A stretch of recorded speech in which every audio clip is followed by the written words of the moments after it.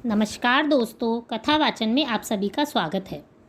इस वीडियो में हम आपको अधिक मास में कृष्ण पक्ष की एकादशी, जिसे हम परम एकादशी भी कहते हैं, उसकी कथा बताएंगे। लेकिन इससे पहले अगर आपने अभी तक इस चैनल को सब्सक्राइब नहीं किया है तो प्लीज़ इस चैनल को लाइक, शेयर और सब्सक्राइब करना ना भूलें। एक बार अर्जुन ने कहा, हे कमलनयन, आप कृपा करके मुझे बताइए कि अधिक मास के कृष्ण पक्ष की एकादशी का क्या नाम है, इसमें किस देवता का पूजन किया जाता है और इसके फल से किस फल की प्राप्ति होती है। श्री भगवान बोले, हे अर्जुन, अधिक मास के कृष्ण पक्ष में जो एकादशी आती है वह परमा एकादशी कहलाती है। इसके व्रत से सभी पाप नष्ट हो जाते हैं और मनुष्य को इस लोक में सुख और परलोक में सद्गति प्राप्त होती है। इसका व्रत विधान अनुसार करना चाहिए और भगवान विष्णु का धूप दीप नैवेद्य पुष्प से पूजन करना चाहिए। इस एकादशी की पावन कथा, जो कि महर्षियों के साथ काम्पिल्य नगरी में हुई थी, वह मैं तुमसे कहता हूँ, ध्यानपूर्वक श्रवण करो। काम्पिल्य नगरी में सुमेधा नाम के एक अत्यंत धर्मात्मा ब्राह्मण रहते थे। उसकी स्त्री अत्यंत पवित्र और पतिव्रता थी।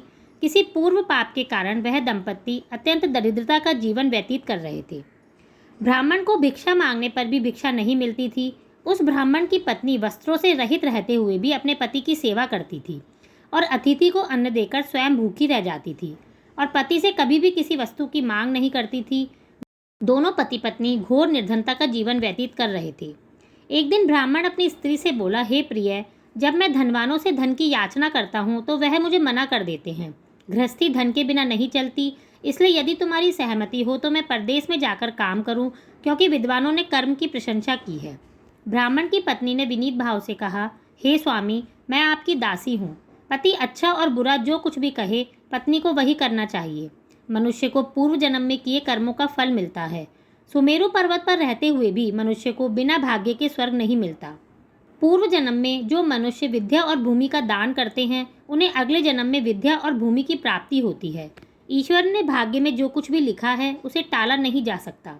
यदि कोई मनुष्य दान नहीं करता तो प्रभु उसे केवल अन्न ही देते हैं। इसलिए आपको इसी स्थान पर रहना चाहिए, क्योंकि मैं आपका बिछोड़ नहीं सह सकती।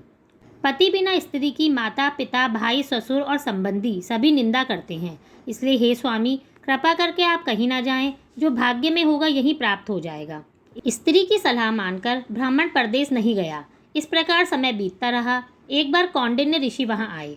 ऋषि को देखकर ब्राह्मण सुमेधा और उसकी स्त्री ने प्रणाम किया और बोले, आज हम धन्य हुए। आपके दर्शन से हमारा जीवन सफल हुआ। ऋषि को उन्होंने आसन और भोजन दिया। भोजन देने के बाद पतिव्रता ब्राह्मणी ने कहा, हे ऋषिवर, कृपा करके आप मुझे दरिद्रता का नाश करने की विधि बताइए। मैंने अपने पति को परदेश में जाकर धन कमाने से रोका है। मेरे भाग्य से आप यहाँ आए हैं। मुझे पूर्ण विश्वास है कि अब मेरी दरिद्रता शीघ्र ही नष्ट हो जाएगी। अतः आप हमारी दरिद्रता नष्ट करने के लिए उपाय बताइए। ब्राह्मणी की बात सुनकर कौंडिन्य ऋषि बोले, हे ब्राह्मणी, मलमास की कृष्ण पक्ष की परमा एकादशी के व्रत से सभी पाप, दुख और दरिद्रता नष्ट होते हैं। जो मनुष्य इस व्रत को करता है वह धनवान हो जाता है। इस व्रत में नृत्य, गायन आदि सहित रात्रि जागरण भी करना चाहिए। यह एकादशी धन और वैभव देती है तथा पापों का नाश कर उत्तम गति भी प्रदान करती है।